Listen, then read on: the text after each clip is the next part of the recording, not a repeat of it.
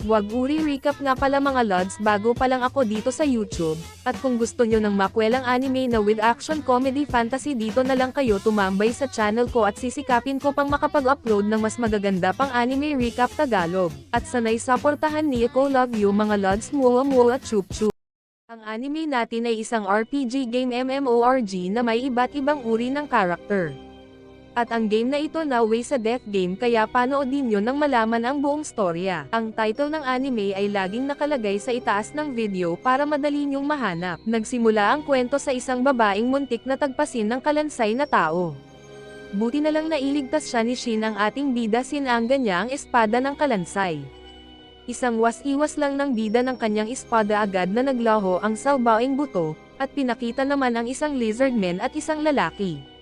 Sabi ng lizardman sa lalaki, aalis ka na ba master? Sagot naman ng lalaki, kung magkikita pa ulit tayo, maari bang bigyan mo ko ng seryosong laban? Sinabi ng elf sa bida na mag-iingat ka, at umalis na nga si Shin para labanan ang dungeon boss na mukhang gorilla na may pakpak. Nagkatetigan sila, biglang hinampas ng malaking espada nagboss si Shin, agad naman itong nakatalon, at sabi sa isip, napakalakas ng hampas na iyon. Bumawi si Shin, nagtaga sa boss gorilla at naputol ang pakpak ng boss. Paglingon ng bida, nabawasan din ang HP ng boss pero nag-regenerate din ang pakpak na naputol. At sinabi ni Shin na hindi ka na makakapag-regenerate, sabay hindayog nag-espada na yanig ang boss, at tumalon si Shin, nagmataas, pinaghihiwa ang katawan ng boss nung iilaw-ilaw pa. Paglanding niya, umatungal ang boss, nagmalakas kasabay naman pagbawas nag-HP neto. Pagkatapos naghanda si Shin at itinaas niya ang espada, sabay pinatigas at pinahaba, mamuelyo siya at tumalon, buong lakas niyang tinaga ang ulo ng boss, at sumabog ito at sa wakas na clear na ang dungeon.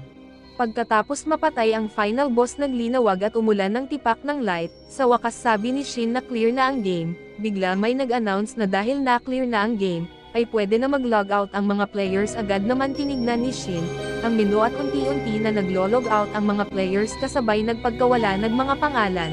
Ngunit pangalan niya lang ang natira, inisip niyang siya lang siguro ang panghuli, pero nagilabas na niya ang menu. Pagpindot niya ng logout ay hindi niya ito mapindot. Kawawang Shin, hihihi. At biglang nagbukas ang gate sa likod, lumingon siya para silipin, nagliwanag ulit at pagmulat niya nagmata, nagising siya sa isang open place na lugar na damuhan.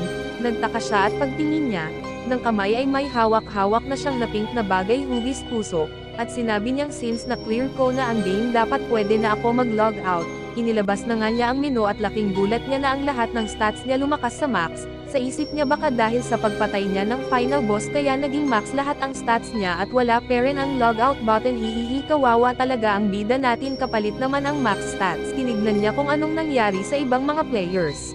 Bakit siya lang ang hindi nakapag-logout, at pagkakita niya wala ng internet connection.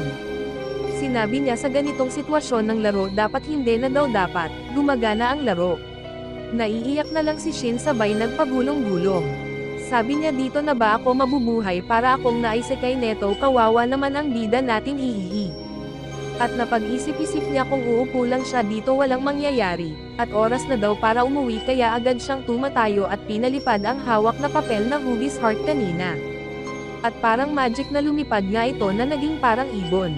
At kasabay na sinundan niya ito, kalaunan ay nakauwi na nga si Shin sa kanyang bahay. At sa labas ay may babaeng elf na hinaharas ng mga kalalakihan, dahil hinanap ng mga ito ang babaeng elf kanina na bumati kay Shin.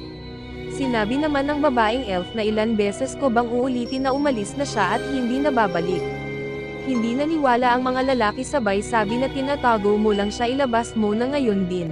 Kung hindi mo siya ilalabas, mapipilitan kaming hulihin ka. Dinala na nga nila ang babae at sa kanilang paglalakad may nakasalubong silang malaking baboy ramo.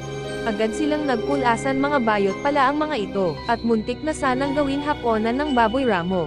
Ang masarap na elf st, sorry mga lods, hihihi. Dumating ang bida at sa isang tirada lang ng suntok ng bida natigok agad ang baboy ramo na balak sanang magmukbang ng virgin na elf girl. Nagyabang pa ang lalaki na hindi niya daw na-control ang physical strength niya. At nakaramdam daw ng ginhawa at sarap sa pakiramdam. Nagulat naman ang babaeng elf. Kasabay naman binati siya ng bida.